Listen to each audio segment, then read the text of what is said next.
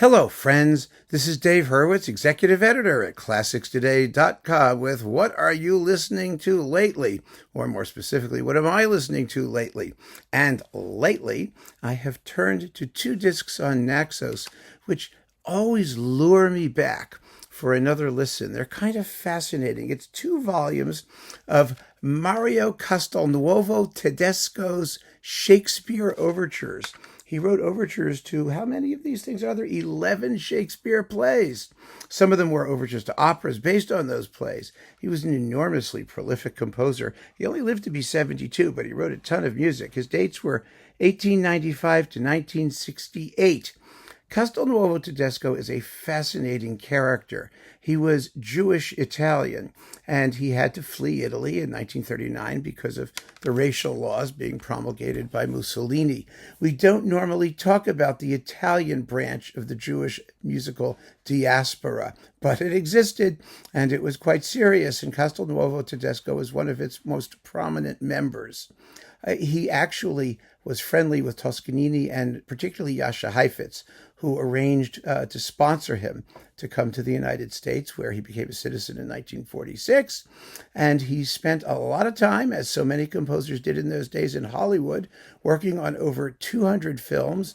And he was a major, major influence on later music, and film music particularly. People don't realize or remember some of his students included John Williams and Jerry Goldsmith and Andre Previn, and really quite a constellation. And Nelson Riddle and Henry Mancini, an amazing constellation of later artists who owe him a debt of gratitude for his tutelage. So, it's very interesting to hear his stuff. As a composer, he was probably the greatest 20th century, early 20th century, because we've got Leo Brouwer later, 20th century composers for the guitar. He wrote tons of music for the guitar, very fine music for the guitar, but also works in larger forms. Now, the Shakespeare Overtures are really rather cool. Some of them are titled in Italian, the rest are titled in English, and they are, let's see, in volume 1 here, Julius Caesar, which is Giulio Cesare, of course, and La Bisbetica Domata, The Taming of the Shrew, Antony and Cleopatra, A Midsummer Night's Dream, The Tragedy of Coriolanus, La Dodicesima Notte, 12th Night. And then we've got As You Like It, Il Mercante di Venezia, The Merchant of Venice, Much Ado About Nothing, King John, and Il Racconto d'Inverno, The Winter's Tale. Some of these are short operatic preludes. Some of them, like The Winter's Tale, this last one, are big works, or The Merchant of Venice, 15 minutes, 13 minutes, major symphonic poems, really, based on the plays in question. Now, these performances feature the West Australian Symphony Orchestra under Andrew Penny.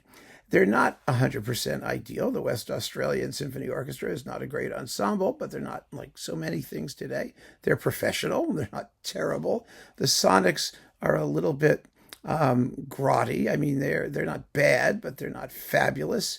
I wish that we could have some modern new recordings. This is a fascinating cycle of works. I mean, it wasn't really intended as a cycle, I don't think, but it sort of turned out that way. And I just keep coming back to them because they're full of wonderful tunes and colorful orchestration, and they're charming and sometimes dramatic and deep and if we're dealing with a tragedy or something like that. In any case, Castelnuovo-Tedesco is a composer who pops up periodically, not just for his guitar music, but because he wrote concerti for cello for Piatigorsky and violin for Heifetz, who recorded it. And, so some of this stuff shows up more than once. His violin concerti in particular are just lovely. One of them is a very biblical work that Yitzhak Perlman recorded, among others, and it sounds kind of like Ernest Bloch's, Jewish works full of exotic, or Hollywood Eastern Bible pick kind of tunes, and I think they're wonderful, absolutely wonderful. I mean, people will make arguments about the fact that the idiom is facile and that he had not a great sense of musical form, which he didn't, frankly. I mean, it was sort of catch as catch can, but the music's wonderful anyway. And we're past the point now where we care, right? I mean, we all agree now that whether something was 12-tone or not 12-tone or this or that style, all we care about is how the music sounds. And these Shakespeare overtures are fun. Really, really fun. And so I recommend them accordingly. Give them a listen. See what you think. You'll like some, you'll like others less, but they're really cool. And most people don't even know they exist. So now you do. Keep on listening, friends. Thanks for joining me. Take care.